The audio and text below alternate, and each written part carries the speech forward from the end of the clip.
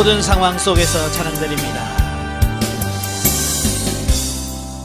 모든 상황 속에서 주를 찬양할지라. 주는 너의 큰 상급 큰 도움이시라. 주의 얼굴 구할 때 주의 영을 부사 크신 사랑 안에서 주를 보게 하소서.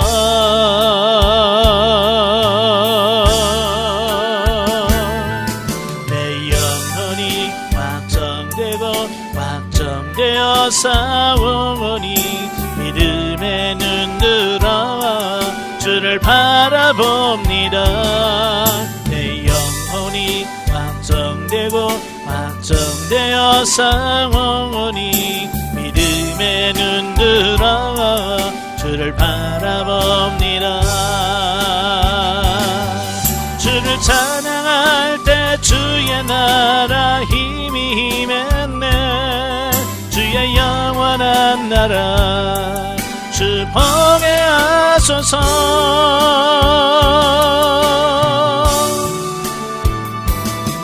내 영혼이 확정되어 싸우니 믿음의 눈 들어 주를 바라봅니다. 내 영혼이 확정되어 싸우니 믿음의 눈 들어 주를 바라봅니다. 아멘. 기도하겠습니다. 은혜로우신 아버지 감사합니다. 오늘도 우리를 사랑하셔서 훈련의 양소리 인도하시고 요한복음의 말씀을 같이 나누게 하셔서 감사합니다. 말씀을 할 때 그 말씀들이 생명의 말씀이 될 수 있도록 주님 도와 주옵소서. 시종을 맡겨오며 예수님의 이름으로 감사하며 기도합나이다. 아멘. 예, 이 시간에는 우리 교재 163페이지입니다. 요한복음 6장이 나오는데요. 6장의 내용은 오병의 이적과 무리를 걸으신 이적 및 생명의 떡에 관한 교훈과 베드로의 신앙 고백에 대한 말씀이에요. 1절부터 15절은 이제 오병이어의 표적인데요. 이 오병이어의 표적은 사복음서에 공통적으로 나올 만큼 아주 중요한 부분이라고 볼 수 있겠죠. 이렇게 다 나온다는 것은 그만큼 중요하다는 얘기겠죠. 그래서 본서에 나타난 예수님의 그 7대 표적 중에 네 번째에 해당되는 표적입니다. 이 표적을 통해서 이 표적을 일으키신 이유가 뭐냐면 생명의 양식으로 이 땅에 오신 당신을 알리는 표적이다. 단순히 배고픈 사람 먹였다 끝이 아니라 그걸 통해서 예수님 자신이 생명의 떡이다 라고 하는 사실을 증명하려고 이 기적을 행한 거예요. 그래서 여기서도 예수님께서는 신적 권능을 다시 한번 확인해 드러내준, 이건 보통 사람들 할 수 있는 게 아니잖아요, 그지? 또한 뿐만 아니라 자신의 영생을 주시기 위하여 이 땅에 오신 하나님이심을 암시함과 동시에 장차 하나님 나라에 있을 천국 잔치를 예시해 준다. 그러니까 이 요한복음에서는 그 하나님의 나라, 장차 임할 하나님의 나라가 어떤 의미냐, 슬프고 이런 나라가 아니라 항상 잔치예요. 그래서 가나 혼인잔치에도 뭐예요? 혼인잔치에 기쁨이 있잖아요. 마찬가지로 하나님의 나라가 이렇게 기쁘다는 의미고, 바로 이 오병의 기적도 하나님의 나라는 이렇게 풍성한 하나님의 잔치를, 천국 잔치를 예시해 준다라고 볼 수 있겠죠. 본문을 통해서 우리에게 주목해야 될 부분이 뭐냐면, 첫째, 예수님께서 제자들에게 무리를 먹이라고 명하신 데에 대한 제자들의 반응입니다. 예수님은 제자들에게 니네들이 먹을 거 줘 라고 해도 그들이 주지 못할 걸 아시잖아요, 그지? 그럼에도 불구하고 그렇게 말씀하셨어요. 자, 이건 왜 그랬을까? 제자들 약 올리려고 그랬을까요? 아니에요. 이 오병이의 기적은 보통 사람들은 불가능하다, 이걸 증명해 주려고 하는 거예요. 먹여. 그러니까 우리는 못합니다 그러잖아요. 그지? 그래서 200데나리오의 떡으로도 부족하겠습니다 라고 안드레가 얘기하잖아요. 그만큼 이 부분은 사람으로서는 해결할 수 없는 어떤 그런 부분이란 그 말이에요. 근데 예수님께서는 뭐예요? 그걸 통해서 그들을 배불리 먹이시고도 12바구니를 남길 정도로 풍성하게 채워주셨다라고 하는 이 부분을 보게 되죠. 자, 여기서 이제 두 가지를 가르쳐요. 똑같은 사실인데도 불신앙적인 태도를 가진 사람들은 계산부터 해요. 그래서 안드레 같은 사람은 뭐예요? 주님, 이거 200데나리오 떡으로도 부족하겠는데요? 라고 하죠. 그러나 신앙적인 자세를 지닌 자들은 가능성을 먼저 계산해 봅니다. 사람마다 성향이 다 다르다는 거예요. 둘째는 예수님의 표적에 대한 무리들의 잘못된 반응이다. 그러니까 그들은 오병이의 기적을 체험하자마자 뭐라고 그랬어요? 야, 이 예수를 왕으로 삼자. 왜? 왕으로 삼으면 먹을 거 걱정 없다는 거예요. 그죠? 그러니까 예수님은 영의 해방자로 오셨거든요. 그죠? 영혼의 구원자로 오셨는데 이들은 영의 구원자가 아니라 어떤 육신적인, 특히 이제 로마의 학정에서부터 그들을 구원할 이런 해방자로 기대했다라고 하는 겁니다. 구약 성경에서 메시아가 그들이 원하는 그런 메시아라고 절대 말하고 있지 않거든요. 특별히 이사야서 53장에는 고난받는 종, 그죠? 예수님 메시아가 고난받는 종으로 오신다 그래. 근데 그들은 그걸 모르는 겁니다. 오늘 우리도 이 진리를 모르면 이렇게 자꾸 그 본질에서 벗어나요. 그지? 그래서 저와 여러분들이 신앙생활하면서 본질이 뭐냐, 신앙의 본질이 뭐냐, 이걸 정확하게 아셔야 돼. 오늘날 많은 성도들이 신앙생활하면서 그냥 예수 믿고 복 받자. 근데 그 말하는 복은 무슨 복이에요? 신령한 복을 말하는 게 아니잖아요. 현실적이고 육신적이고 물질적인 어떤 이런 것만을 추구하고 있다라고 하는 겁니다. 그러니까 예수님께서 그들을 피할 수밖에 없었던 이유가 뭐예요? 자꾸 그들은 엉뚱한 걸 추구하고 따라가니까. 오늘 우리도 마찬가지입니다. 우리가 주님하고 주님이 가면 주님이 막 피하셔. 왜? 우리 주님을 만나는데 주님이 원하시는 영적인 부분을 위해서 주님을 만나는 게 아니라 어떤 육신적인 문질 이런 문제 해결하기 위해서 찾아온다고 말이에요.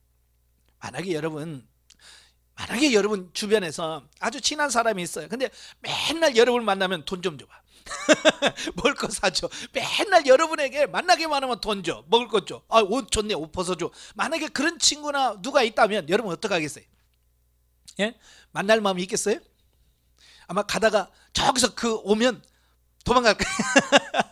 왜? 맨날 그런 것만 요구하니까. 주님도 마찬가지예요. 우리가 주님 앞에 기도 왔다고 하면 우리가 신령한 것을 구하고 영적인 것을 구하면 주님께서 얼마나 기뻐하시겠어요. 근데 맨날 우리가 주여 주시옵소서 맨날 물질적인 것만 구하니까 하나님께서 기도하실 때 뭐라고 하겠어요? 야야야, 문 좀 닫아라. 그렇지 않겠어요? 그러니까 우리가 기도해도 안 들어주는 이유가 주님이 원하시는 것을 구해야 되는데 주님이 원하지 않은 걸 찾으니까 그러는 거예요. 그 다음에 16절부터 21절까지 무리를 걸으신 예수님이에요. 그러니까 요한복음의 7대 표적 중에 5번째 표적인데요. 그러니까 이 오병이의 기적 이후에 이들이 왕으로 삼으려고 하는 겁니다. 그러니까 예수님께서 제자들에게 빨리 배 타고 건너가라 라고 지시를 하죠. 왜? 이 제자들까지 동요해가지고 그게 막 같이 할 수도 있잖아요. 그죠? 왜냐하면 이 제자들도 다 무슨 생각을 하고 있어요? 이 머릿속에는 예수님을 정치적 메시아, 그러니까 보통 이스라엘 사람들이 기대했던 그런 메시아와 똑같은 관을 가지고 있는 거예요. 그렇기 때문에 거기서 동조하면 안 되죠. 동요되면 안 돼요. 그래서 빨리 배를 태워서 건너편으로 빨리 건너가라 라고 말씀하시고 그들을 보냅니다. 근데 그들이 가는 도중이 어떻습니까? 비바람이 불고 파도가 심합니다. 그래서 제자들 건너가지 못합니다. 배가 거의 파선 직전입니다. 바로 그 절망적인 순간에 예수님께서 물 위로 걸어오셔서 그들을 구해주시는 이 부분을 보게 되죠. 자, 이걸 통해서 뭘 말씀하냐? 예수님 자신이 천지 만물을 다스리시고 통치하시는 주권자가 되신다는 사실을 제자들에게 보여주시는 거죠.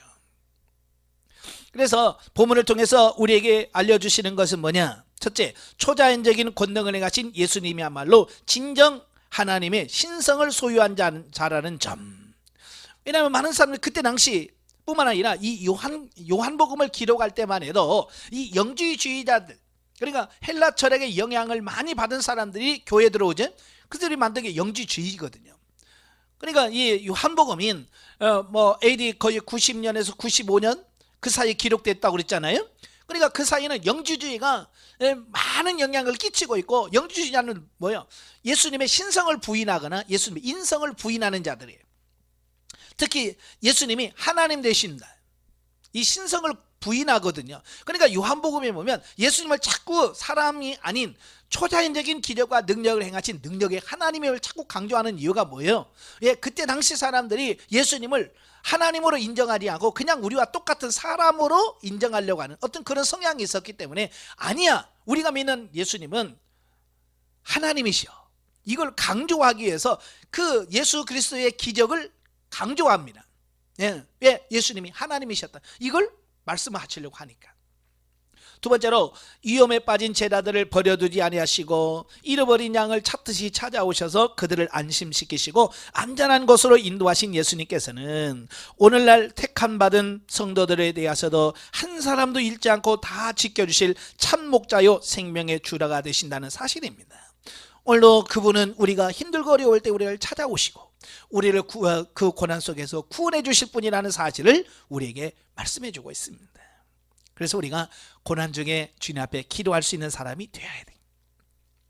자, 22절부터 59절까지면 생명의 떡이신 예수님. 자, 오병이의 기적을 경험했던 많은 유대인들이 예수님을 찾아서 오죠. 근데 안 계시는 거야. 그래서 건너편 가버나움까지 찾아옵니다. 근데 그들이 예수님을 찾아온 이유가 뭐라고 그랬어요? 진짜 예수님이 하나님이시고 구주이기 때문에 찾아오셨나요? 아니잖아요. 그들은 뭐예요? 표적을 통해서 예수님이 어떤 분임을 깨달았기 때문이 아니라 예수님 만나면 현실적인 문제, 그게 뭐 먹는 거, 그렇잖아요. 먹는 문제가 해결될 수 있다라고 하는 어떤 그런, 쉽게 말해 예수님 말하는 썩을 양식을 위하여 주님을 찾아오는 겁니다. 그러니까 예수님께서 기뻐하지 않으시는 거예요. 그래서 그들에게 말하죠. 야, 썩을 양식을 위해서 일하지 말고 썩지 않고 영생하도록 있는 양식을 위하여 일하라 라고 교훈해 주시는 겁니다. 오늘 우리도 자칫 잘못하면 썩을 양식을 위해서 열심히 일할 때가 너무 많거든요. 그러면서 생명의 떡이신 예수님 자신에 대하여 가르칩니다. 본문에서 자신이 하늘에서 내려온 참 양식이라는 사실을 밝히신 예수님께서는 과거 출애굽할 때 모세와 함께 광야에서 먹은 만나와 생명의 떡이신 자신과의 차이를 설명하면서 자기 자신을 하늘에서 내린 만나를 먹은 이스라엘 조상들은 죽음을 피할 수 없었다. 그러나 하늘에서 내린 참 양식, 다시 말해 인류의 구속을 위하여 친히 희생제물이 되실 주님 자신을 영접하는 자들은 영원한 생명을 얻게 된다는 사실을 여기서 강조하고 있는 겁니다. 그런데 영적으로 무지한 유대인들이 그걸 알 수가 있어야죠. 그죠? 오늘날도 성경 읽으면서 오병이의 기적을 수없이 읽으면서도 생명의 떡이신 예수님을 만나지 못할 때가 많습니다. 그저 예수님은 기적이라 행하시고 능력이라 행하시고 이런 예수님으로 바라보는데, 정말 이 오병이의 기적에서 가장 핵심이 뭐냐? 예수님이 생명의 떡이다. 예수님을 영접하는 사람만이 영원한 생명을 얻을 수 있다. 이걸 강조하고 있어요. 바로 그걸 강조하기 위해서 오병이의 기적을 행하신 겁니다. 근데 그걸 깨닫지 못하니까 썩을 양식 먹을 걸 위해서 추구하고 그걸 채워줌으로 그걸 왕으로 세우려고 하는 이런 어리석음을 범했다라고 하는 사실. 자, 본문을 통해서 첫째, 세상에 속한 어떤 것도 생명의 참떡은 되지 못한다. 세상에 그 어떤 것도 우리에게 참 생명을 줄 수가 없습니다. 두 번째로, 세상에 속한 것들은 우리에게 일시적인 만족을 줄 뿐이며 오직 예수 그리스도만이 우리에게 영원하고 참된 만족을 주신다는 사실을 깨달아야 할 것이다. 그렇죠. 세상의 것은 그 어떤 것도 영원한 것이 안 됩니다. 아마 여러분 뷔페 식당 가서 잔뜩 먹어봐요. 그게 뭐 얼마나 갑니까? 하룻밤 자고 나면 그 다음은 또 배고파요. 허전합니다. 그죠? 육신의 것으로는 만족이 없어요. 우리가 이제 목회 방향도 마찬가지예요. 육신적인 필요를 채워진 거, 가난한 사람에게 밥을 퍼주고 먹을 거 주는 거 중요합니다. 그러나 그것으로는 영혼을 구원할 수가 없어요. 그래서 우리는 밥을 주세요. 그러나 그 밥만 주면 안 돼요. 뭘 줘야 돼요? 생명이 떡이 되신 예수 그리스도를 전하고 예수 그리스도의 생명을 전하는 사람이 되어야 돼요. 그렇지 않으면 우리가 열심히 밥 퍼주고 생명이 안 되는 이런 경우를 볼 수 있습니다. 그래서 우리가 목회할 때도 육신의 필요를 채워주는 목회를 하면 안 돼요. 도와주긴 해야 돼요. 육신이 힘들 때 도와주긴 해야 되지만 그런 목회가 되어지면 결국 그 사람들은 뭐냐면 자꾸 육신적인 걸 기대합니다. 육신적인 것을 자꾸 기대를 해요. 영적인 걸 바라보질 않습니다. 저도 안양에서 목회하면서 미용봉사를 했거든요. 이제 주변에 보면 가난하고 이런 분들 머리는 하고 싶어도 돈이 없어 못하잖아요. 그래서 미용봉사를 통해서 한 달에 한 번씩, 그래서 오신 분들 무료로 다 파마까지 다 해드렸어요. 근데요, 이분들이 갈수록 요구가 커져. 자꾸 요구하는 게 커져요. 그러니까 그걸 하면서 참 처음에는 이게 순수한 마음으로 어떻게 하려고 했지만 그게 자꾸 육신적인 부분으로 가요. 참 그런 걸 보면서 이게 육신으로는 정말 사람을 변화시키거나 이럴 수 없겠구나. 예수님께서 왜 자꾸 떡을 안 주시고 그잖아요. 그들은 떡만 주면 좋은데 떡은 안 주고 자꾸 엉뚱한, 그러니까 그들이 말하는 엉뚱한 소리죠. 내가 생명의 떡이다, 나를 먹는 자는 산다. 아니 그거 말고요, 그냥 먹을 것 달라고요. 오늘날도 그런 경우가 많아요. 영성적 참 생명의 말씀을 주면 싫어합니다. 그냥 육신적으로 편하고 듣기 편하고 좋은 얘기만 해달라고 하죠. 그래서 육신의 필요를 따라가면 같이 망하는 거예요. 자, 60절부터 71절까지 오면 그 예수님의 가르침에 대한 상반된 반응입니다. 그러니까 예수님이 자신을 가리켜서 생명의 떡이라 라고 하는 말을 하니까 영적인 무지로 그들이 알 수가 없는 거예요. 그래서 뭐야, 야 너무 어렵다 그러고 어때요? 다 가버려요. 못 깨달으니까. 그런가 하면 그래도 예수님을 끝까지 따르는 사람이 있습니다. 그러니까 두 부류로 나누어지죠. 그러니까 전자에 속한 사람들, 떠난 사람들은 대부분 예수님을 정치적 메시아로 오해하여서 예수님을 통해 자신들의 현세적 문제 해결을 하고자 했던 자들입니다. 그들은 예수님을 통해서 자신들의 현세적 욕구를 충족시켜줄 가능성이 없다고 판단하자 어때요? 예수님을 떠난 겁니다. 왜? 이익이 없을 것 같거든요. 예수님 섬겨봐야 자기 남을 게 없어요. 이익이 없어요. 그러니까 어때요? 떠나는 겁니다. 오늘도 많은 분들이 그래요. 교회 왔다가 자기 이익이 없을 것 같으면 떠납니다. 후자에 속한 사람은 예수님께서 택하신 12사도로서 그들 역시 예수님의 강화를, 설교를 정확하게 이해는 못했어요. 예수님의 생명의 떡이라고 하니까 그 말의 의미를 잘 몰랐어요. 그러니까 예수님 뭐라고 그래? 너희도 가려느냐? 그러죠. 그때 베드로가 뭐라고 그래? 영생의 말씀이 여기 싸우는데 우리가 어떻게 갑니까? 라고 하는 말씀을 하죠. 그때 주님께서 뭐라고 그래요? 칭찬하시면서 다는 아니다 그러잖아요.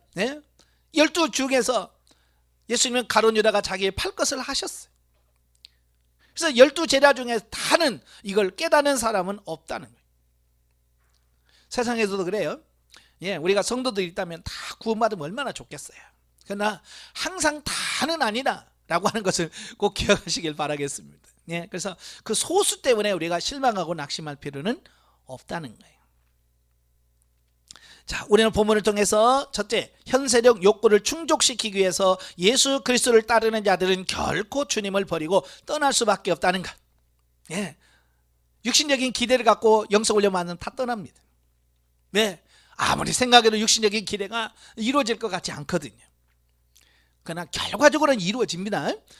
여러분이 생명 단계에 들어가서 정말 하나님과 깊은 관계를 하면 우리가 기대하지 않았던 문제로 해결됩니다.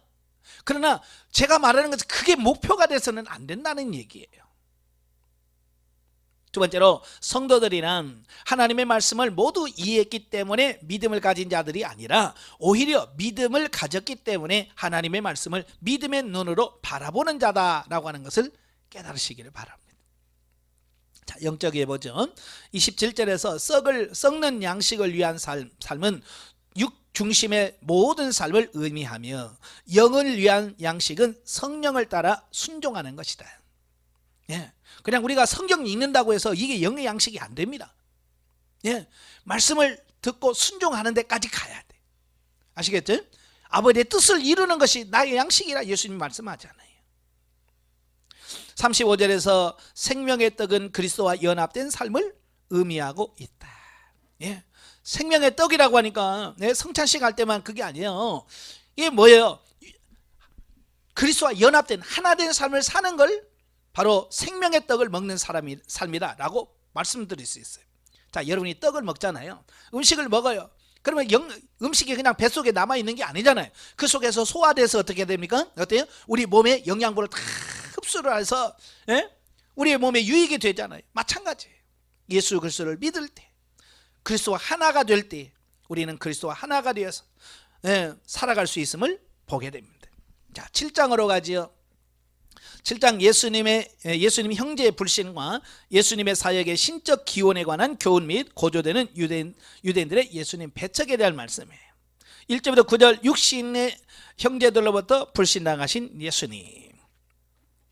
그러니까 예수님의 그 육신적인 육신의 제자들이 동생들이 있어요. 예, 남동생이 4명 있고요. 숫자가 밝히지 않은 여동생도 있습니다. 예, 그런데 그들은 예수님이 살아있을 때는 예수님을 안 믿었어요. 예. 그래서 예수님을 향해서 메시아라고 고백하지 않습니다. 그래서 형제들이 뭐라고 그래요?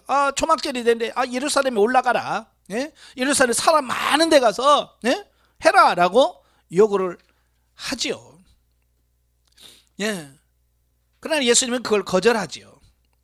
형제들이 왜 예수님을 이렇게 빈정거리면서 그렇게 이야기하겠어요? 믿었더라면 그런 얘기 안 하겠죠. 그죠? 안 믿으니까. 그러나 나중에 그들도 예수님이 부활하시고 나서는 다 믿어요. 그죠?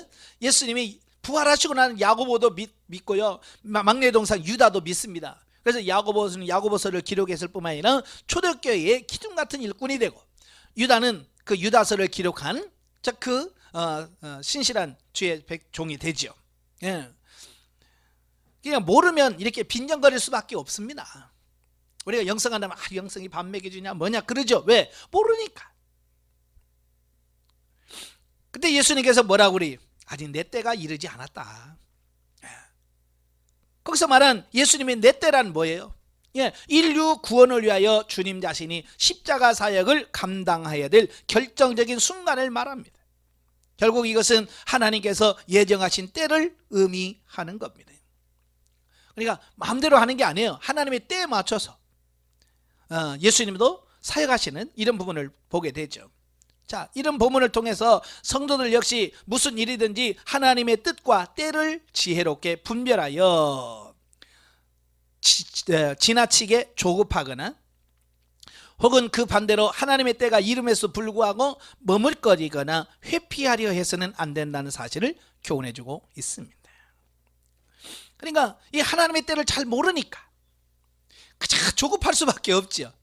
그죠? 목회하면서 제일 우리가 조심해야 될 게 뭐냐면 조급함인 거예요. 개척에서 막 그렇게 부흥이 안 돼, 막 이렇게 안 모여, 뭐 이런 부분이 있잖아요. 그죠? 이런 거 너무 조급하면 안 됩니다.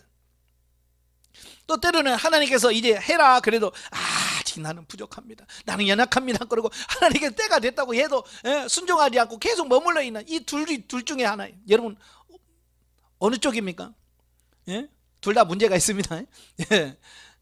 주님의 때를 기다릴 줄 아는 인내가 필요하고, 또 주님께서 이때다 라고 말하면 일어서며 순종할 수 있는 그런 삶이 되시라. 자, 10절부터 24절에 보면 이제 성전에서 가르치신 예수님께서 안 가르치다 아직 내 때가 이르렀지 않았다라고 말했던 예수님께서 초막절 중간쯤에, 이 초막절은 7일간 진행되거든요. 7일간 진행되는 중간 지점에 예수님께서 성전에 올라가셔서 말씀을 전하십니다. 그러면 안 간다고 더니 또 올라가셨네, 거짓말하셨네 라고 우리가 생각할 수 있겠습니다만은, 여기서 예수님께서 아직 내 때가 이르지 않았다라고 하는 말은 무슨 의미겠어요? 예, 너희가 생각하는 그런 정치적 메시아로 내가 설 때가 아직은 아니야 라고 하는 그런 부분을 보게 되고, 아직 십자가가, 나는 아직 십자가 죽을 때가 아직은 아니야 라고 하는 그런 의미를 담고 있지요. 예. 그래서 예수님께서는 수많은 사람들이 몰려드는 초막절 축제 동안에 그들에게 율법의 바른 의미를 가르치고 구원과 영생의 진리를 증거하기 위하여 예루살렘으로 가셨다라는 겁니다. 쉽게 말하면 자신의 영광을 위해서 간 게 아니고 하나님의 뜻을 이루기 위하여 올라가신 거지. 자, 오늘 우리도 마찬가지예요. 하나님이 일한다고 하면서 자신의 영광을 위해서 일하면 안 돼. 우리는 하나님의 영광을 위하여 일할 수 있는 그런 삶이 되셔야 됩니다. 자, 그래서 이제 초막절에 올라가셔서 성전에서 가르치십니다. 예. 그러니까 유대 종교 지도자들은 예수님이 정식 랍비 교육을 받은 바가 없었다는 점을 구실로 삼아서 공공연히 비난을 퍼붓게 됩니다. 예. 너는 랍비 교육도 안 받으면서 여기서 왜 전하냐 라고 하는 부분이죠. 예. 오늘날도 마찬가지입니다. 예. 어떤 분이 그래요. 이 부분을 잘못 오해를 해서, 예?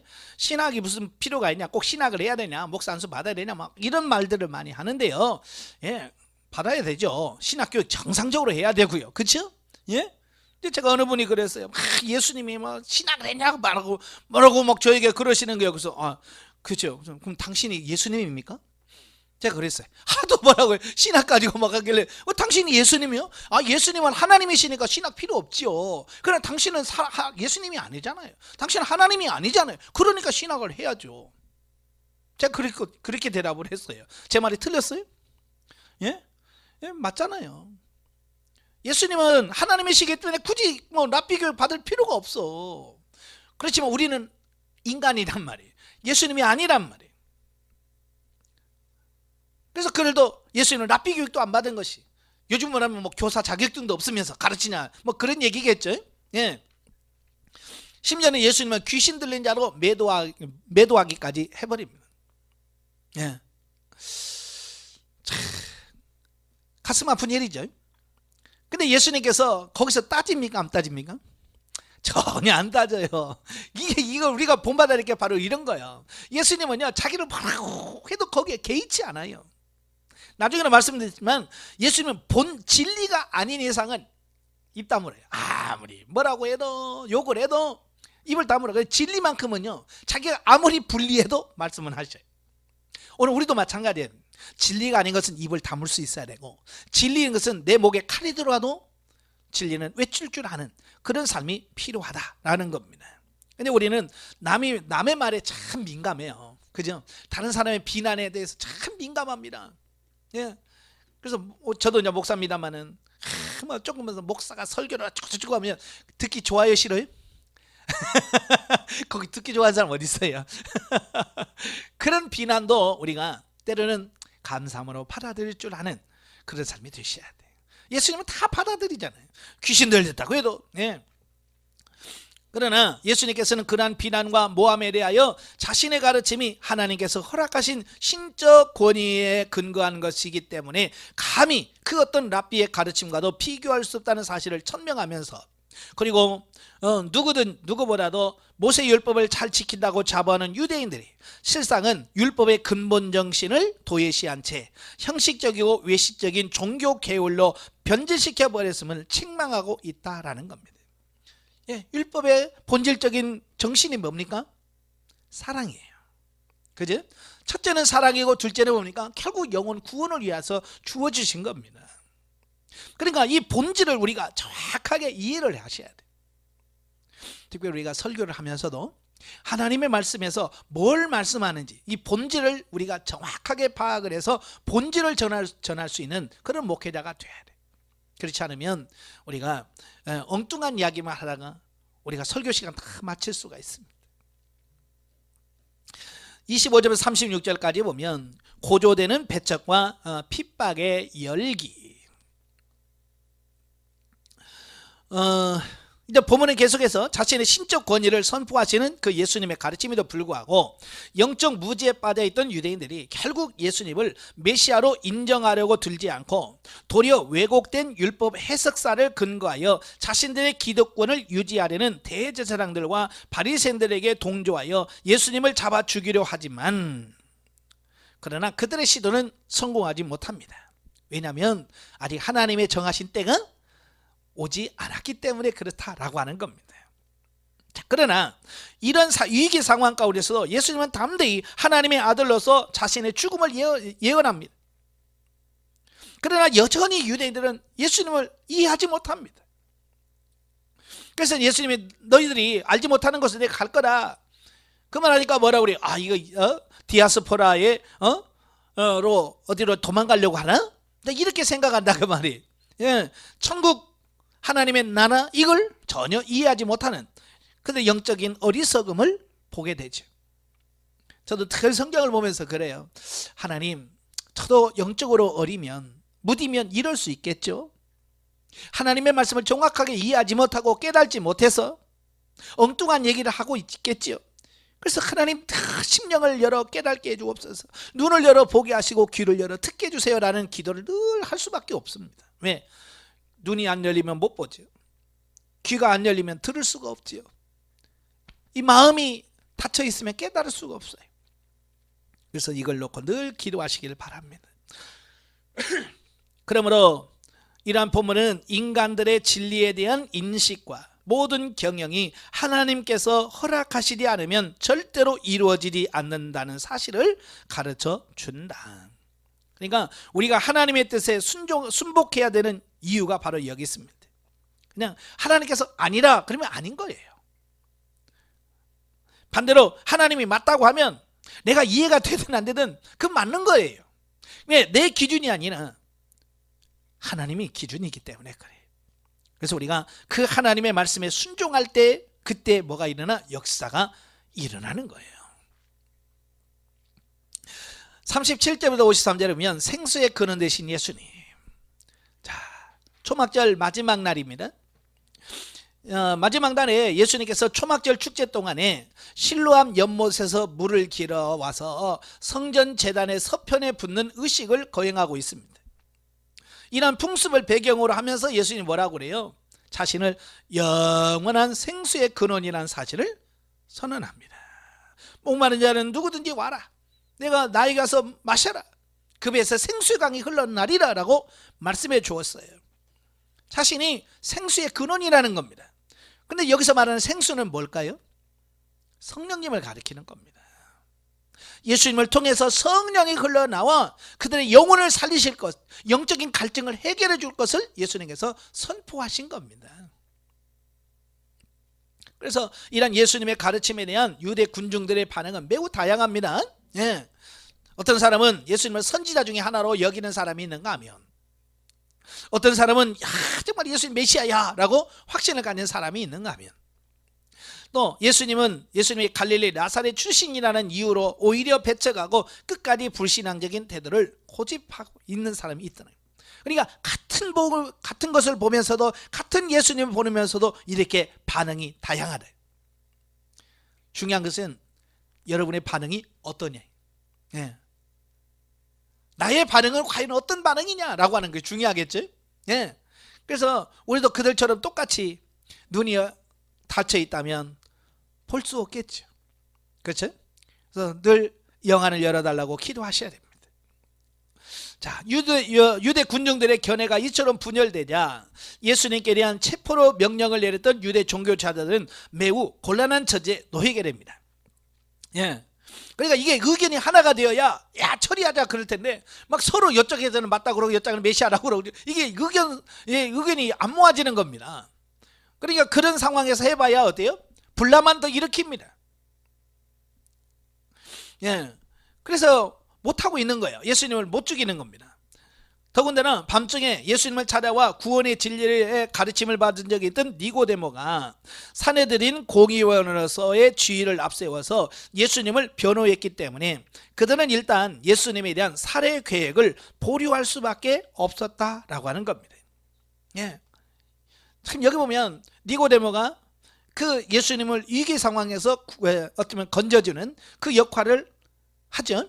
예, 이건 뭘 의미합니까? 오늘 저와 여러분들이 하나님의 일하면서, 예, 우리가 어려움 당했을 때 하나님께서 누군가의 돕는 자를 세워서 그들로 하여금 우리를 돕고 세우시는 이 부분을 우리에게 말씀해 주고 있습니다. 예, 그래서 여러분 주변에 지금은 잘 모르지만, 예, 여러분이 어려울 때 여러분을 도와줄 수 있는 누군가가 있다는 거, 지금 하나님께서 그분들을 준비시키고 있다는 거, 예, 혹시 여러분도 그렇게 또 남이 어려울 때 도와줄 수 있는 그런 삶이 되셔야 돼요. 자, 이런 본문을 통해서 성령 충만은 특별한 사람에게만 허락되는 은사가 아니라 모든 성도들에게 주어지는 축복이라는 것과 예수님께서 자신을 믿는 자마다 그 배에서 생수의 강이 흘러나리라는 약속을 하시죠. 예, 이것은 뭘 말씀하냐? 예수님을 믿는 자마다, 예, 영생을 얻을 뿐만 아니라 성령의 그의 심령, 영이죠. 영 가운데서 역사하심으로 성령 충만한 삶을 살 수 있게 되는 것을 의미한다. 그러므로 이 같은 사실만 보아도 예수님께서는 영적 갈증에 어쩔 줄 몰라 하는 인류를 영원히 목마르지 않게 하시고자 하나님께서 보내심을 받은 생명의 주이심을 말씀해 주고 있습니다. 혹시 여러분 중에서 영적으로 목마른 심령이 있다면 예수님을 찾아가십시오. 예수님을 찾으십시오. 그래서 예수님으로부터 주어지시는 성령의 충만함을 받고 영혼의 충만함을 얻는 그런 삶이 되길 바랍니다. 자, 영적 예보죠. 37절 38절에서 예수 그리스도는 생명의 근원이 되시며 성도의 삶이 영적으로 풍성하게 성령으로 변화될 것을 말씀하고 있다. 영적 메마름에 있는 자는 성령의 능력으로 말미암아 영적 기근으로부터 해갈되며 삶 전체가 날마다 새롭게 되어 그를 통해서 다른 사람에게도 그 영향력이 전달되어진다. 그러니까 우리가 성령이 충만하여 우리 성도들에게 그 영향을 줄 수 있다는 얘기예요. 우리가 하나님을 사랑하고 그의 뜻을 따르는 것 외에 다른 모든 것을 버릴 수 있는 자가 되도록 성장할 때 옛사람의 욕망은 그 힘을 잃을 것이며 우리의 내면으로부터 성령의 역사가 넘치게 될 것이다. 아멘. 예. 그러니까 육신이 내려져야 돼. 육신의 것이 내려져야 영적인 것으로 채워주시는 이런 부분을 보게 됩니다. 내려놓으시길 바래요. 자, 8장입니다. 8장은 이제 가늠하다 현장에서 잡힌 여인을 용서하는 사건과 예수님의 신성과 선제성에 대한 자기 증거. 1절 11절 가늠한 여인을 용서하시는 예수님. 요새 종교주의자들은 예수님을 고소할 조건을 찾기 위해서 가늠하다 현장에서 잡힌 여인을 끌고 옵니다. 끌고 와서 예수님을 시험합니다. 아니, 자기들이 처리하지, 그죠? 자기들이 지도자 아닙니까, 그죠? 자기들이 지도자니까 자기들이 처리하면 될 걸 굳이 예수님한테 끌고 온다는 말이에요. 왜? 꼬투리 잡으려고. 그래서 이 여인을 어떻게 해야 되냐라고 질문을 던지잖아요. 그래서 여러 가지 함정이 있는데요. 첫째는 예수님께서 율법의 규정에 따라서 그 여인을 돌로 쳐 죽이라고 답하면 예수님의 평소의 가르침과 상반된다는 사실을 들춰내어서 예수님을 이율배반적이고도 무자비한 인물로 매도할 계획이었어요. 그죠? 그러니까 평소에 예수님은 늘 사랑을 얘기하잖아요. 그죠? 사랑을 하고 용서를 이야기하고, 근데 죽이라 그러면, 돌로 치라 그러면, 예, 평소에 자신이 가르쳤던 그 말씀과 전혀 다른 얘기를 하게 되는 거예요. 그러니까 그것도 트집거리가 되는 거죠. 또 둘째, 그 역시 돌로 쳐 죽이라고는 대답을 예수님이 할 경우에는 유대인들은 사람을 죽일 수 있는 권한이 없어요. 사형 권한이 없습니다. 최고의 법정인 산헤드린도 사형을 언도할 수는 있지만 사형을 집행할 수는 없습니다. 유일하게 총독에게만 사형을 할 수 있는 권한이 있습니다. 근데 예수님께서 야, 돌로 쳐라 그러면 사형 권한이 없는 사람이 사형을 언도했기 때문에 이건 법을 어긴 거예요. 로마 실정법을 어긴 것이 됩니다. 그래서 정치범으로 고소할 계획이었고요. 셋째, 간음한 여인을 처벌하지 말라고 예수님이 대답할 경우에는 하나님께서 주신 율법의 파기자로 예수님을 정죄할 계획이었다. 참 이걸 보면서요, 제가 느낀 게 뭐냐면, 인간도 잔머리가 굉장히 좋구나. 예, 인간은 머리도 꽤 좋아요. 네? 그걸 느꼈어요. 야, 대단해. 어떻게 이런 걸 찾아내냐? 어떻게 이렇게 하지? 라고 하는 거지. 그렇다고 해서 아무리 인간이 지혜를 짜낸다고 해서 하나님 지혜 근원 대신 하나님을 이길 수는 없습니다. 그래서 우리가 잔머리 굴리지 말라는 얘기를 제가 많이 하거든요. 하나님 앞에 잔머리 굴리지 마라. 그냥 하나님 앞에 기도해서 하나님이 주신 지혜로 해라. 왜? 하나님의 지혜에 따라갈 사람이 없거든요. 예수님은 그들의 음모를 다 아셨어요. 왜 그들이 그런 말을 하는지를 아신 거죠. 그래서 그들에게 말합니다. 야, 너희 중에 죄 없는 자가 돌로 쳐. 정확하게 말씀을 하신 거예요. 야, 그래, 율법대로 돌로 쳐. 그러나 조건이다. 죄 없는 사람이 돌로 쳐라. 누가 치겠어요? 죄 없는 사람 누가 있겠습니까? 그래서 아무도 돌을 던지지 못하는 겁니다. 그래서 그들이 하나둘 다 떠나버리게 되는 거죠.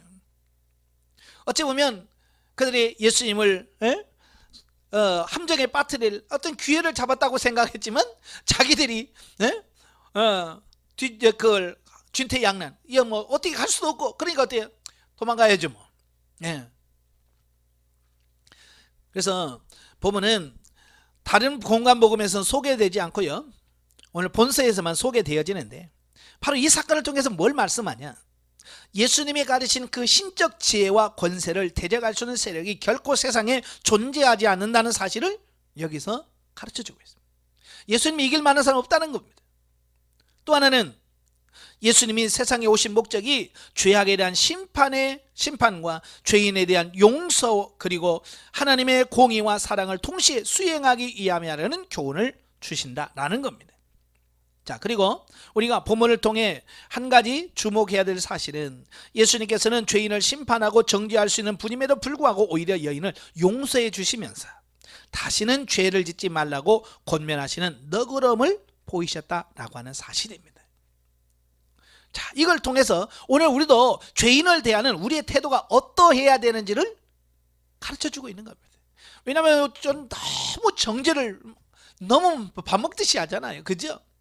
참 하면 정치권들이 이렇게 가만히 보면요, 어떻게 저렇게 심한 말들을 할 수 있을까라고 마치 자기는 죄 하나도 안 짓는 사람처럼 그렇게 막 정죄하는 사람들이 많아요. 뭐 그러면 정치하는 사람들만 그럴까요? 우리도 똑같은 우를 범할 수 있습니다. 그런 함부로 남을 정죄하고 판단하지 않기를 바랍니다. 그래서 그들은 상대방은 나의 거울이에요. 그러니까 그들의 모습을 보면서 나를 보여야 돼. 내 모습을 봐야 됩니다. 혹시 나도 내 속에 그런 습성은 없나? 내 안에 그런 속성은 없나? 또 하나는 마음이 넓어져야 돼. 우리 마음이요, 너무 작으면 사람을 품을 수가 없어요. 저도 늘 기도하는 게 뭐냐면, 하나님 제 마음을 넓혀주세요. 내 마음을 넓혀주세요. 내 마음이 넓혀져야 어떤 사람도 와도 품을 수 있어요. 근데 마음이 밴댕이 소갈딱지 같으니까 말 한마디만 조금만 잘못해도 그걸 못 품고, 누가 행동을 교회에서 조금만 잘못해도 그걸 못 품어. 그래서 막 혈기가 아니고 막 울그락불그락 해야 되는 거예요. 왜? 마음이 너무 좁아서 그래. 마음이 넓혀지길 바래. 자, 12절부터 20절까지 오면 세상에 비치신 예수님. 자, 보면은 초막절에 등불을 밝혀서 성전의 구석구석을 환히 비추는 그 유대인의 풍습을 배경으로 하여서 예수님께서는 자신이야말로 죄악의 어둠으로 가득 찬 세상을 비추는 구원의 참빛이다 라고 하는 사실을 증거하고 있습니다. 그리고 생명의 떡이신 예수님에게로 오는 자마다 영원히 줄이지 아니하듯이 생명의 빛이신 예수님을 영접하는 자마다 더 이상 어두움 속을 헤매지 아니하고 생명의 빛을 얻게 될 것이라는 사실을 여기서 말씀해주고 있습니다. 자, 그러자 바리새인들이 즉각적으로 반론을 제기합니다. 야, 다른 사람이 인정해야지 왜 네 혼자 인정하냐? 이제 그런 거죠. 예. 야, 자기가 예수님이 내가 세상의 빛이다 그러니까 다른 사람이 빛이라고 해야지 왜 네가 스스로 빛이라고 하냐. 이제 그거 가지고 또 트집을 잡는 겁니다. 인정할 수 없다는 거예요. 그러니까 예수님께서 뭐라고 그래요? 야, 우리 아버지가 증인이야. 그래서 예수님이 하나님이 내가 세상에 비친 걸 증거한다라고 하니까 그들이 뭐라고 그래요?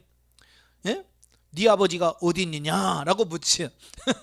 예, 예수님이 하나님의 아들인 걸 못 믿으니까 야, 우리 아버지가 증인이야. 그러니까 니네 아버지가 어디 있는데? 라고 하는 거지. 아까도 말한 것처럼 이 영적인 지혜와 믿음, 눈이 안 열리면 보고도 모른다는 겁니다.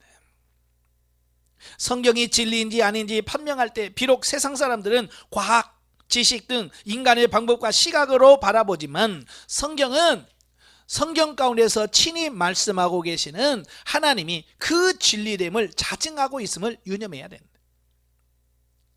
또 예수님께서 빛으로 세상에 오셨지만 세상의 빛 대신 예수님을 오히려 거부한 유대인들의 완악함을 볼 때 현대의 많은 사람들도 빛 대신 예수님을 예면한 채 여전히 어둠에 속한 삶을 살아간다면 유대인들과 동일한 어리석은 자요 완악한 자들이라고 할 수밖에 없음을 깨닫게 됩니다. 그러니까 예수님 당시의 유대인들은 누구냐? 오늘날 현대 우리들입니다. 저와 여러분들이에요.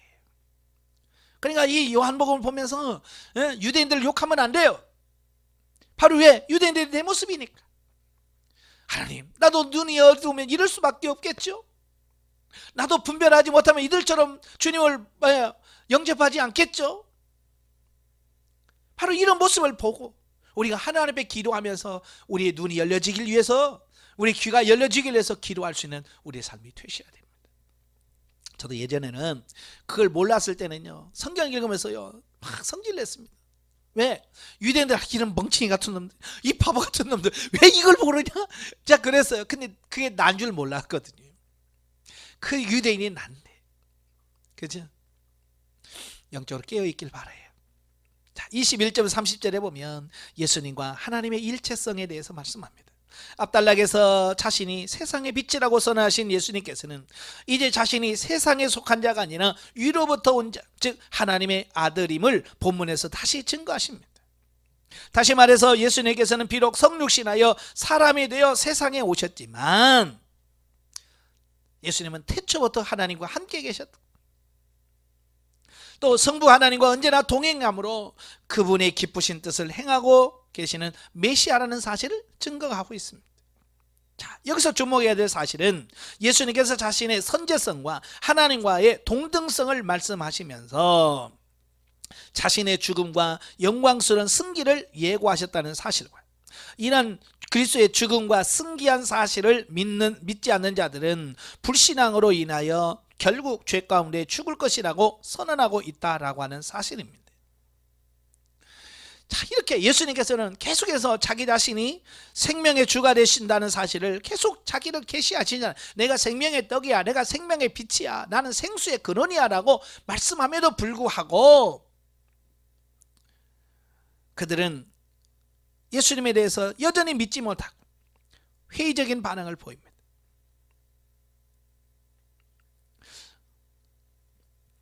물론 일부 몇 사람은 예수님을 믿는 것처럼 보였어요.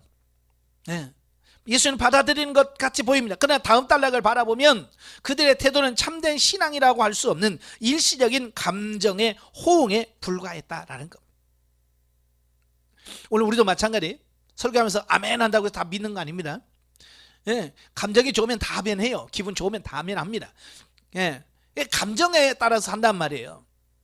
이것은 누구든지 주님의 말씀을 들을 때에 일시적으로 받아들인다 할지라도 그것이 참 뿌리를 내리지 못한 채 시들어 버린다면 얼마 가지 않아 원래 상태로 되돌아갈 수밖에 없음을 교훈해 줍니다.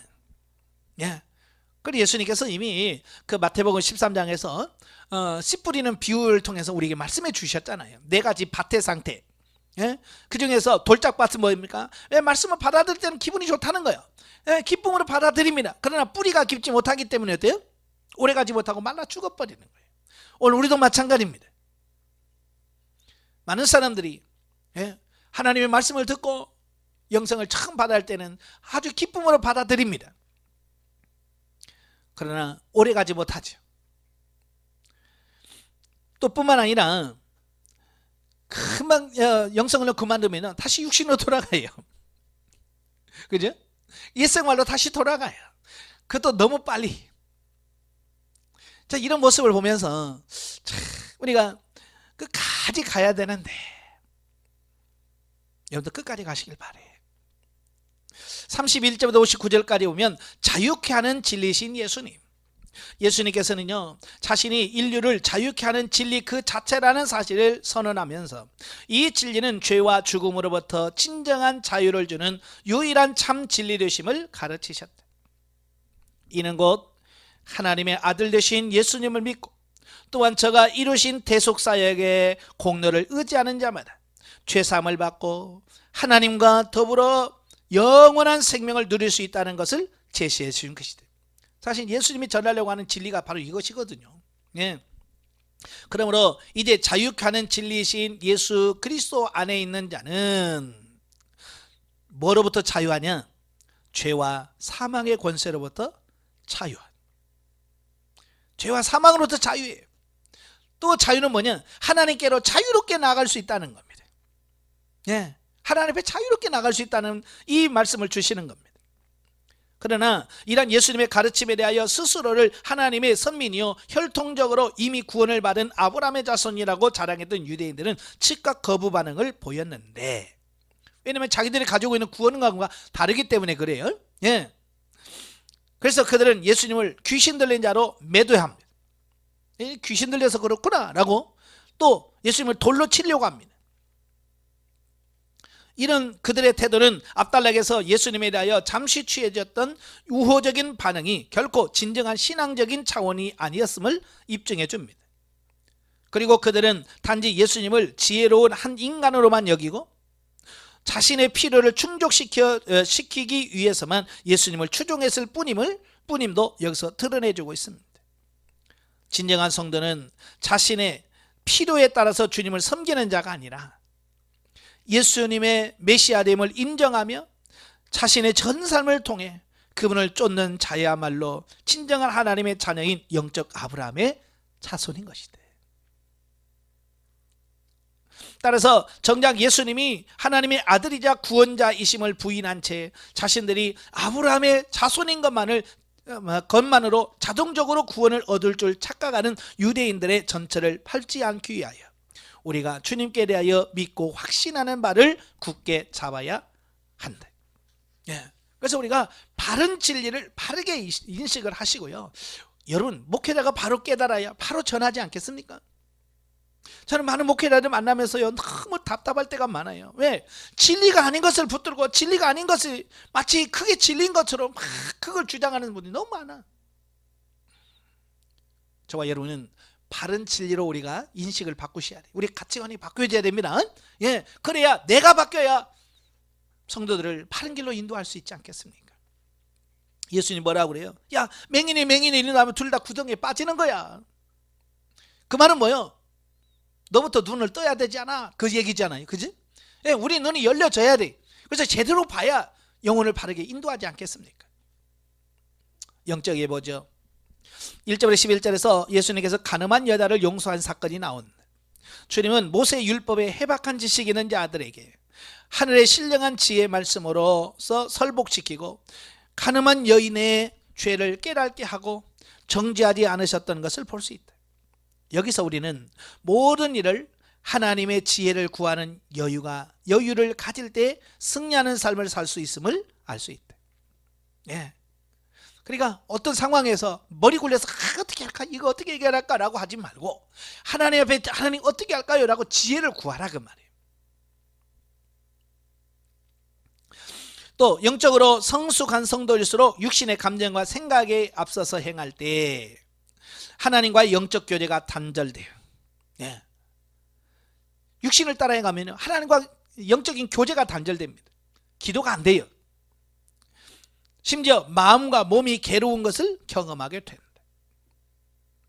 그래서 우리는 언행심사가 늘 하나님보다 앞서 행하지 않도록 자신을 말씀에 비추어 점검해야 된다. 아멘. 자, 9장에 보면 맹인 치유 이적과 소경되었던 자의 간증과 영적 맹인들에 대한 주의 경고. 1절부터 11절 보면 나면서 맹인된 자를 고치신 예수님. 그리고 본서에 기록된 7대 표적 중에서 6번째에 해당되는 표적인데요. 자신을 세상의 빛으로 선언한 바 있는 예수님께서 태어날 때부터 맹인된 자를 고치심으로써 자신의 증거를 구체적으로 확증해 보이셨습니다. 그래서 예수님께서는 태어나면서부터 맹인된 자를 고치신 근본 동기는, 첫째는 저를 측은히 여기는 사랑 때문에.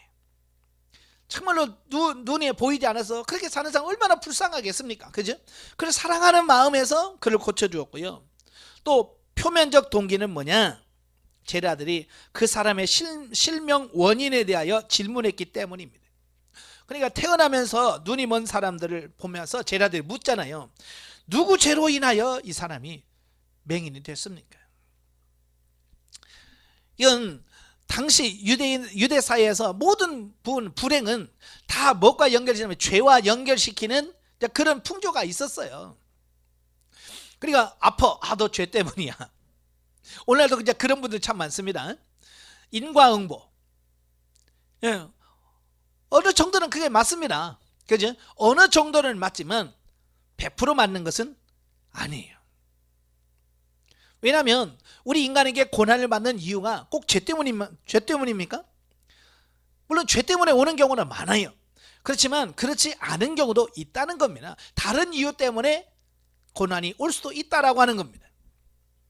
근데 이 사람이 좀 어느 정도 살다가 눈이 멀었으면 너 죄지어서 네 눈 먼 거야 이렇게 할 수 있는데, 이건 나면서부터 눈이 멀었어요. 예, 나면서부터 맹인이 뭐야. 그러니까 제자들이 나면서부터 그러면 부모가 죄를 지어서 그런가? 이제 그렇게 유추할 수 있겠죠. 그러니까 부모의 죄 때문인가 자기 죄 때문인가 이거 가지고 고민하는 겁니다. 예. 그래서 제자들이 맹인인 원인이 부모의 죄 때문인지 아니면 그 자신의 죄 때문에 대한 궁금증으로 여겼습니다. 그래서 묻는 겁니다. 그때 예수님께서는 뭐라고 그래요? 인간의 불행과 고난이 반드시 죄로 말미암아 비롯되는 것은 아니라는 사실을 지적하면서 하나님의 영광을 드러내기 위한 고난도 있음을 교훈해주고 있다는 거예요. 예. 바로 이 사람은 하나님의 영광을 위해서 그랬다. 하나님께서 이때를 위해서 하나님께서는 미리 그 맹인을 준비해 놓으셨다라고 말씀해 주고 있습니다. 더 나아가 예수님께서는 자신이 세상의 빛이라는 사실을 상기시킨 후에 태어나면서 맹인이 되어 단 한 번도 빛을 보지 못한 맹인을 보게 하셨다. 본서의 저자가 이 사건을 예수님의 6번째 강화와 연결시킴으로써 자신을 세상의 빛이라고 말씀하신 예수님의 가르침이 지니는 근본적인 의미를 보다 뚜렷하게 부각시키려는 의도를 지닌 것으로 해석됩니다. 그러니까 예수님께서는 말로만 하지 않으셨어요. 실질적으로 이런 표적들을 보여주심을 통해서 예수님의 말씀이 진리요 생명이라는 사실을 직접적으로 보여주신 거죠. 예. 그런데 이 사건을 보면 세 번째 표적과 마찬가지로 안식일 논쟁을 불러일으켰습니다. 왜냐하면 예수님께서 이 맹인의 눈을 뜨게 한 날이 안식일이었거든요. 또 그 3장에서 말한 것처럼 그럼 예수님께서 안식일인 줄 몰라서 그랬을까요? 야, 내가 실수했네. 오늘 안식일인 줄 모르고 했네. 그랬을까요? 아니요. 예수님 다 아셔. 그럼에도 불구하고 일부러 하신 것은 그들이 가지고 있는 안식일에 대한 이런 인식을 다시 한번 고쳐주기 위한 시도였다라고 하는 것을 보게 됩니다. 아마도 본서 저자는 비슷한 두 사건을 통해서 예수님께서 이 땅에서 행하신 사역의 성격을 강조하고자 하신 것 같아요. 즉 예수님께서는 인간이 헛되이 의문의 율법으로 하나님을 섬기는 것을 타파하고 진정으로 하나님을 경외하는 것이 무엇인지를 사람들에게 힘써 가르쳐 주셨다라고 하는 겁니다. 일부러 하신 거예요. 그렇게.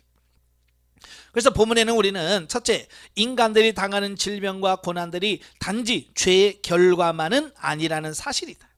즉 병의 원인이 부모의 죄에 의한 하나님의 응징일 수도 있지만, 그러니까 그럴 수도 있습니다. 예, 이 밖에 그 밖에도 육신의 나약함 때문에, 예, 선천적으로 왜 그렇게 약하게 태어난 사람도 있잖아요. 그죠? 내가 뭐 아프고 싶어서 아프나요? 예? 여러분, 아프고 싶어서 아픈 사람 있어요? 없어요. 근데 아프단 말이에요. 왜? 선천적으로 그렇게 약하게 태어난 사람이 있습니다. 또 믿음에 대한 시험을 위해서, 그 사람의 믿음이 정말 진짜인지 가짜인지 하나님의 테스트해 보기 위해서, 예, 이런 고난도 주십니다. 또 오늘 본문처럼 하나님의 영광을 드러나기 위해서 하나님 주신 경우도 있습니다. 뭐 이 경우만 있습니까? 아니죠. 귀신을 통해서도 있습니다. 그죠? 귀신을 통해서 각종 질병이 옵니다. 고난이 옵니다. 또 뭐가 있겠습니까? 예, 자신들의 관리를 잘못하면 육신의 질병과 이런 건 옵니다. 그죠? 예, 제때 밥 안 먹어주고 맨날 굶고 그러면 위장병 생깁니다. 병이 생기게 돼 있어요. 관리 잘못해도 병 생깁니다. 이렇게 다양한 원인이 있다고 말이에요. 그러니까 이걸 우리가 잘 아셔야 돼요. 또 두 번째, 예수 그리스도만이 인간의 어둠의 권세로부터 해방시켜 진리의 빛 속에서 살 수 있게 해주시는 하나님의 독생자이자 구원자이라는 사실을 깨닫게 됩니다. 예. 이 맹인이 어디 가서 고침받겠어요? 그죠? 어느 병원 간다고 눈을 뜨게 할 수 있겠어요? 없어요. 근데 예수님 만나니까 해결되는 거예요. 오늘 우리도 예수님 만나면 해결된다는 것을 본문에서 가르쳐주고 있습니다. 즉 예수님께서는 나면서부터 맹인이 되어 육신의 공감에 벗어나지 못함은 물론 영적으로도 안매에 빠져있는 자들의 영혼의 눈을 열어주시는 것은 저로 실로 우리의 질고를 담당하시며 우리를 영적으로 살리시기 위하여 이 땅에 오신 메시아심을 분명히 증거해 줍니다. 그러니까 여기서 나오는 맹인은요, 단지 육신의 맹인만을 이야기하는 게 아니에요. 지금 오늘 우리의 영의 맹인된 우리를 지칭하는 말이에요. 아시겠죠? 그래서 나중에 보면 이스라엘 백성은 야, 우리는 다 봐. 그러니까 예수님이 뭐라고 그래? 야, 본다고? 차라리 너희들이 못 본다고 했으면 죄가 안 되지만 본다고 하니까 더 죄를 짓는 거야 라고 말씀해 주고 있습니다. 우리가 영적인 눈이 열려지셔야 돼요. 그걸로 꼭 기도 많이 하십시오. 13절부터 34절 보면 맹인 되었던 자의 신앙 고백. 자, 본문의 표적을 통해서 드러나는 예수님의 그리스도 되심을 부인하는 유대인들이 예수님께서 치유하셔서 보게 된 자를 신문해서 예수님을 모함할 어떤 꼬투리를 잡으려다가 오히려 자신의 계획이 실패로 끝나자 끝내 그 사람을 출교하는 과정을 소개하고 있습니다. 그러니까 본문에서 예수님의 표적을 바라보는 유대인들의 반응은 상반된 부류로 나뉘어집니다. 예. 한 부류가 뭐냐? 예수님이 안식일에 병자를 고쳤다는 사실을 강조해서 야, 안식일을 범하는 사람이 어떻게 메시아가 될 수 있냐? 예? 안식일은 하나님께서 정해줬는데 그 하나님 왜 안식을 지키지 않는 사람은 어떻게 하나님이 보낸 사람이 되냐? 그럴 수 없다라고 주장하는 한 사람인 부류가 있는가 하면, 또 한 부류는 뭐냐? 예수님의 이적에 초점을 맞춰서 야, 지금까지 그런 맹인을 고쳐준 사람이 있냐? 그죠? 없잖아요. 나면서부터 맹인 된 사람 고친 사람이 없다는 거예요. 이건 하나님이 보낸 자가 아니고는 이건 못한다. 자, 똑같은 사건을 보면서도 서로 다른 결론을 내리죠. 이건 뭘 차이냐? 그 사람이 가지고 있는 가치관의 차이 때문에 나오는 거예요. 그러니까 같은 설교를 들어도 어떤 가치관을 가지고 있느냐에 따라서 그 판단이 달라. 그러니까 우리의 가치관이 영적으로 신령한 가치관으로 바뀌어지는 것이 중요한 거예요. 그래서 제가 영적 원리 시작하면서부터 여러분들에게 계속 가치관이 바뀌어야 된다, 가치관이 바뀌어야 된다라고 말해요. 이 가치관이 안 바뀌면 계속 같은 말씀을 들어도 그걸 그 자기 가치관대로 이걸 이해하고 깨달을 수밖에 없기 때문에 그렇습니다. 그러나 후자의 경우는 극소수였다는 겁니다. 이거 하나님이 아니고는 이건 불가능한 거야 라고 했던 사람은 소수에 불과하다 그 말이에요. 대부분의 유대인들은 예수님께서 베데스다 연못가에 38년 된 병자를 안식일에 고쳤을 때 예수님을 핍박하고 배척했던 것 같은 똑같은 행동을 하는 겁니다. 한편 예수님을 메시아로 시인하는 자는 누구든지 출교시키겠다는 유대인의 위협과 두 차례에 걸친 신문에도 불구하고 태어나면서부터 맹인되었다가 고침받은 사람은 예수님께 대한 신앙을 공개적으로 고백하는 담대함을 보였습니다.